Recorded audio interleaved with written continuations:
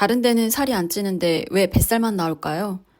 평소에는 옷 때문에 잘 안 보이다가도 수영장이나 헬스장 거울 앞에 서면 한숨이 나옵니다. 뱃살 빼려고 술도 끊고 수영, 테니스, 운동 열심히 했습니다. 운동 끝나면 햄버거 생각 간절하지만 꾹 참고 요거트나 단백질 바를 먹어요. 회사에서도 다들 달달한 커피 마실 때 과일 주스를 마셨어요. 식이섬유 섭취해야죠. 그런데 이상하더라고요. 몸무게는 좀 줄어드는데 배는 그대로예요. 겉으로 보기엔 말라 보여서 유난 떤다는 말도 들었습니다. 팔다리는 말랐는데 배만 볼록 나온 제 모습에 스트레스 받아요. 머리 긴 머털도사 같거든요. 내가 뭘 잘못한 걸까? 열심히 챙겼는데 왜 배만 안 빠질까? 혹시 체질 때문인가? 저처럼 이런 생각 해보셨나요? 한 번이라도 해보셨다면 오늘 영상이 꼭 필요합니다. 끝까지 보시면 그동안 엉뚱한 걸 신경 썼구나 하실 거예요. 사실 문제는 체질도 의지도 아니에요. 우리가 건강하다고 믿고 먹은 음식이 문제였을 수도 있습니다.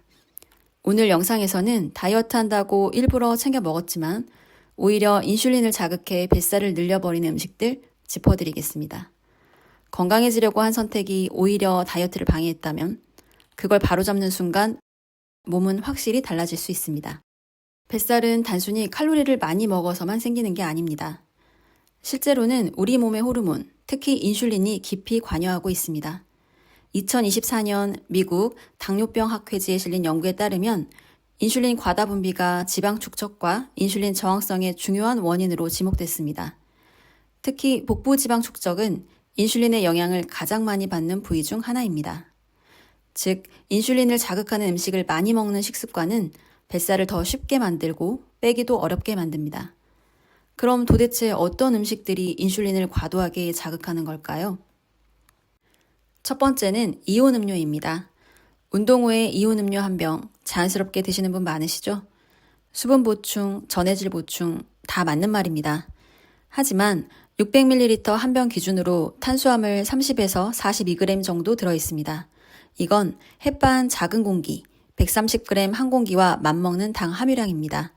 더 문제는 대부분이 단순당이란 점입니다. 흡수가 빨라서 혈당이 확 올라가고 포만감도 금방 사라집니다. 몸에 좋을 것 같아 마셨지만 결과적으로 혈당 스파이크와 인슐린 과다 분비를 유발할 수 있습니다. 그래서 이온 음료는 꼭 필요할 때만 운동 강도와 식사 여부 등을 고려해서 선택하는 게 중요합니다. 두 번째, 과일 주스입니다. 과일이 몸에 좋으니 과일 주스를 챙겨 드시는 분도 많습니다. 하지만 과일을 씹어 먹는 것과 주스로 마시는 것은 전혀 다릅니다. 과일을 씹어 먹을 때는 식이섬유가 함께 들어오고 이 섬유질이 혈당을 천천히 올려주고 포만감도 줍니다. 하지만 주스로 만들면 어떨까요? 섬유질은 대부분 사라지고 당만 빠르게 흡수됩니다. 게다가 주스 한 컵에는 과일 2-3개 분량의 당이 들어있을 수 있습니다. 혈당은 빠르게 오르고 금방 또 허기가 지죠. 심지어 100% 착즙 주스도 예외는 아닙니다.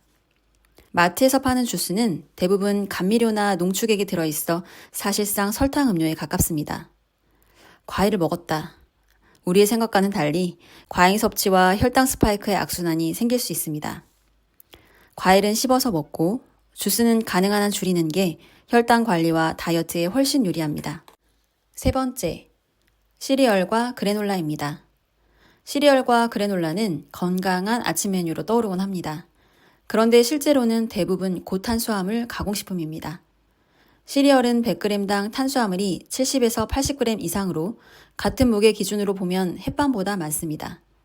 그래놀라는 여기에 꿀이나 말린 과일이 더해져 당류가 20에서 25g까지 올라가는 경우도 많습니다. 건강해 보이는 패키지에 속기 쉬운 제품이죠. 탄수화물과 당류가 높은 만큼 인슐린 자극도 강하고 뱃살 관리에는 오히려 방해가 될 수 있습니다. 네 번째, 그래놀라바, 에너지바, 다이어트바입니다. 작고 간편해서 자주 먹게 되는 것들입니다. 하지만 의외로 당이 높습니다. 이름은 다르지만 생김새는 비슷해서 구분하기 어렵죠. 그런데 이 세 가지는 용도와 영양 설계가 전혀 다릅니다.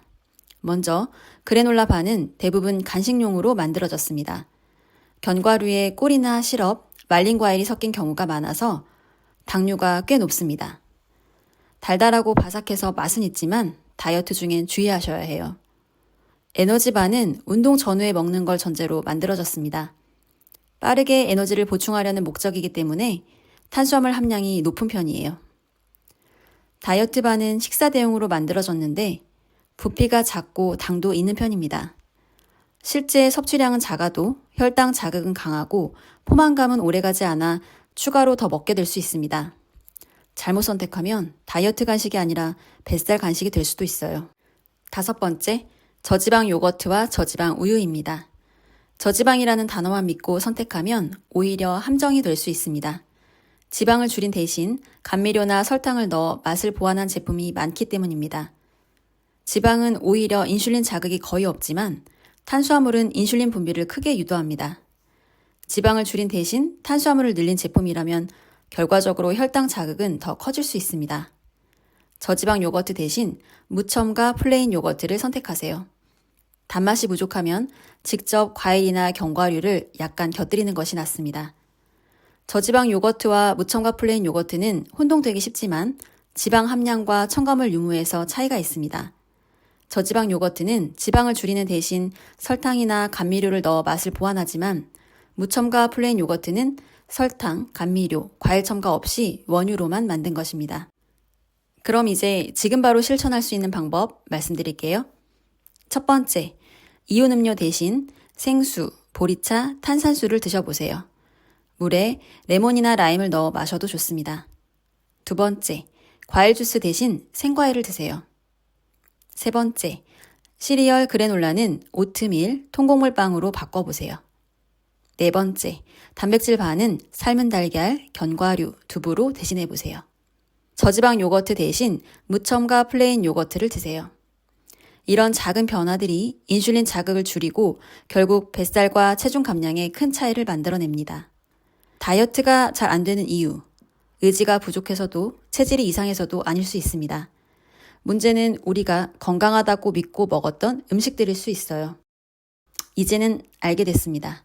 무엇을 줄여야 하고 무엇을 바꿔야 하는지요. 오늘부터 냉장고, 장바구니, 배달앱 메뉴가 달라질 겁니다. 그리고 그 작은 변화가 우리의 몸과 삶을 바꾸게 될 거예요.